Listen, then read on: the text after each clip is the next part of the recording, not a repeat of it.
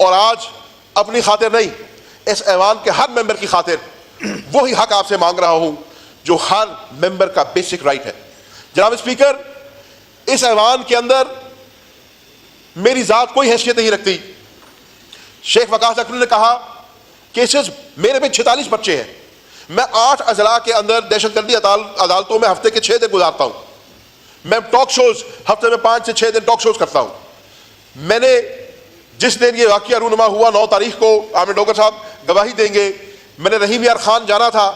ہمارا ضمنی election N 171 میں ہو رہا ہے، آج جب میں آپ سے بات کر رہا ہوں وہاں پہ پولنگ جاری ہے، اور ہمارا آخری دن تھا کیمپیننگ کا، میں نے وہاں پہ جلسے رکھے ہوئے تھے،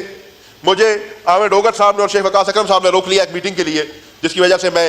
یہاں رکا اور پھر جو کچھ ہوا آپ کے سامنے ہے۔ تو اسپیکر صاحب، نہ گرفتاریوں سے ڈر ہے،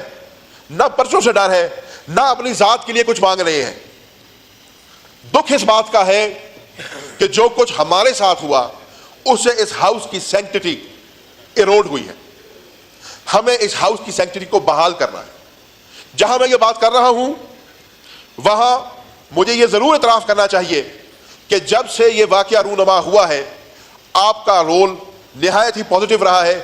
اچھا رہا ہے، اور آپ نے ثابت کیا ہے you can rise above petty politics, you can rise above party lines and you will do what is principally correct.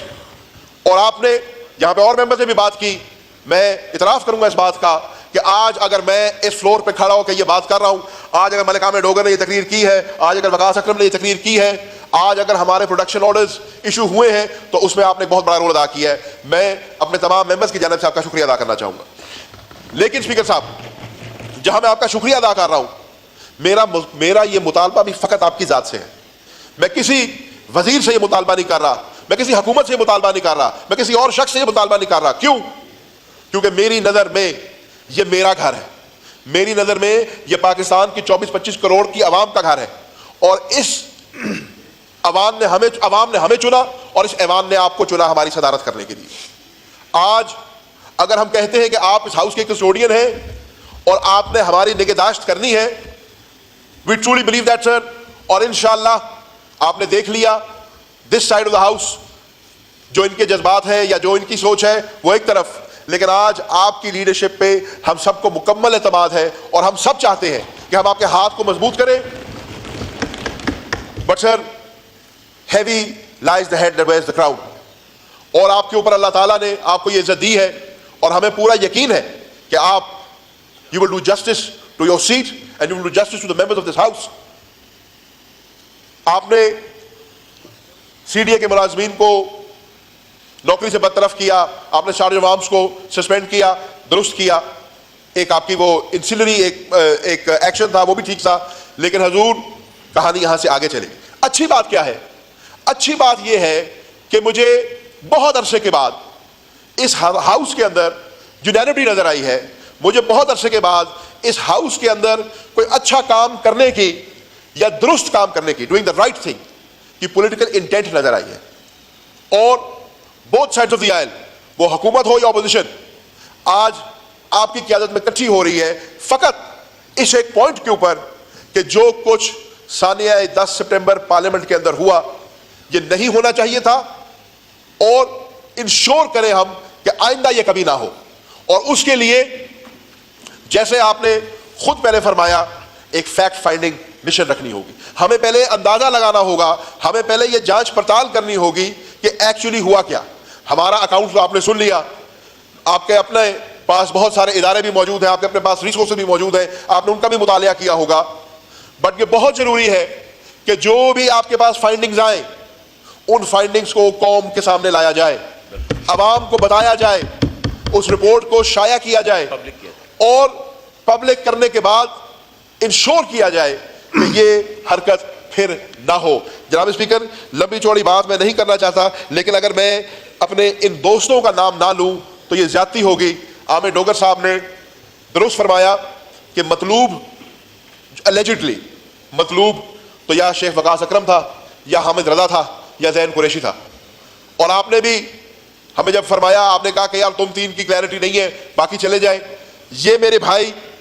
اور میں ساری عمر ان کا دینا نہیں دے سکتا، ان کا شکریہ نہیں ادا کر سکتا، جنہوں نے ہر چیز کی پرواہ نہ کرتے ہوئے, یہ سمجھتے ہوئے کہ آگے اندھیرا ہے اور کچھ پتہ نہیں ہمارے ساتھ کیا ہونا ہے, انہوں نے فیصلہ کیا کہ وہ ہمارے ساتھ کھڑے ہوں گے. سر, سب سے پہلے میری جماعت کا چیف وپ ملک عامر ڈوگر, جو میرا بڑا بھائی بھی ہے لیکن جس نے ثابت کر کے دکھایا 9 کی رات کو کہ بڑا بھائی ہے, ہمارے ساتھ کھڑا ہوا,